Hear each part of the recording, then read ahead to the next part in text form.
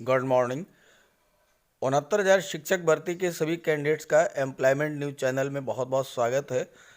Second list के 36,590 candidates विद्यालय आवंटन के लिए काफ़ी दिनों से इंतज़ार कर रहे हैं।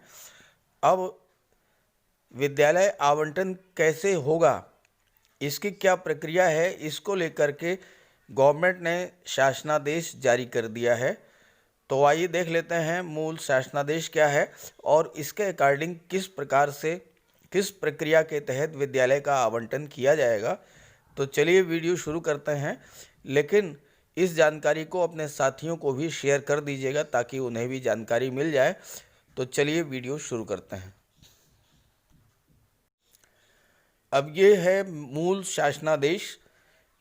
प्रेषक सचिव उत्तर प्रदेश बेसिक शिक्षा परिषद प्रयागराज, सेवा में समस्त जिला बेसिक शिक्षा अधिकारी उत्तर प्रदेश। पत्रांक बेसिक शिक्षा परिषद 22 जनवरी 2021।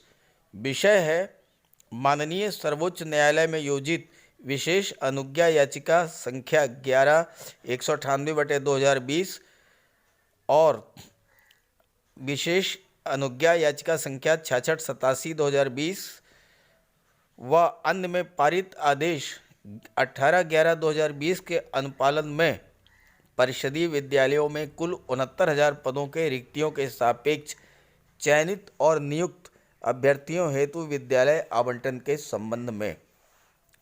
अब आइए प्रक्रिया समझ लेते हैं। शासनादेश तो बहुत विस्तृत है। पहले आप समझें कि विद्यालयों की सूची कैसे तैयार की जाएगी। तो नियुक्त अध्यापकों को ग्रामीण क्षेत्र के विद्यालय आवंटित किया जाना है, यानी आपको रूरल एरिया में ही जो है विद्यालय मिलेगा, नगरीय क्षेत्र में विद्यालय नहीं मिलेगा।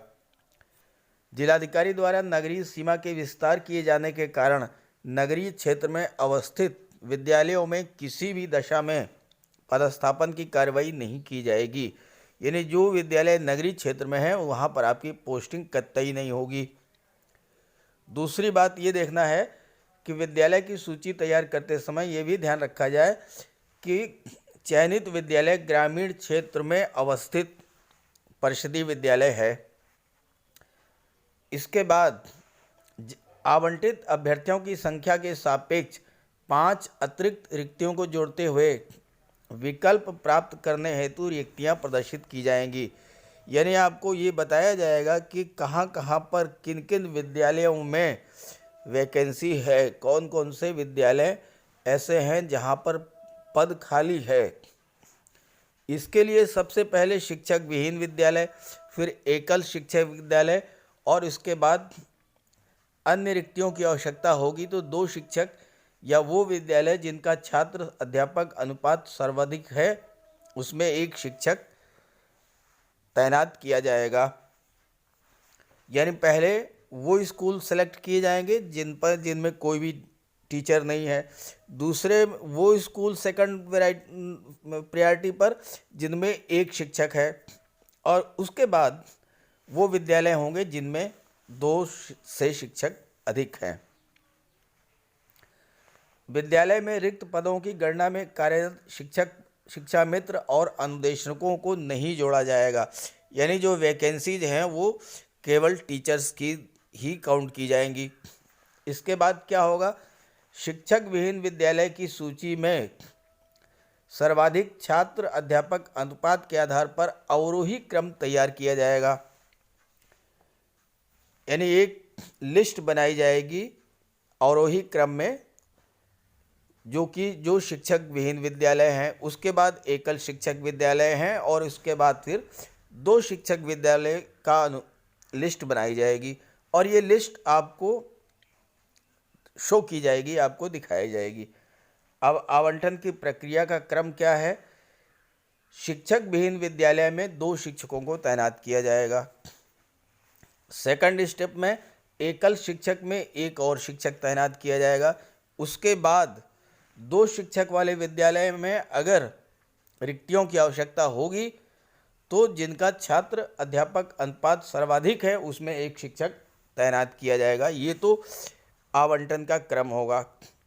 अब आपको प्राथमिकता किसको दी जाएगी, आप ये समझ लें चौथा नंबर है सर्वप्रथम दिव्यांग महिला को विकल्प के आधार पर विद्यालय आवंटित किया जाएगा।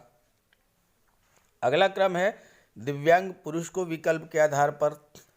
अगला क्रम है महिला अध्यापिका को विकल्प के आधार पर, यानी आपसे स्कूल कौन कौन से कहाँ पर वैकेंसी है, कहाँ पर स्कूलों में पद रिक्त हैं, उसकी लिस्ट आपको शो की जाएगी और आपसे विकल्प मांगा जाएगा और विकल्प के आधार पर आवंटन किया जाएगा। और लास्ट में जो है पुरुष अध्यापक को उनके विकल्प के आधार पर विद्यालय आवंटित किया जाएगा। अब ये जो आवंटन का क्रम होगा वो जो है आपके गुणांक के आधार पर होगा।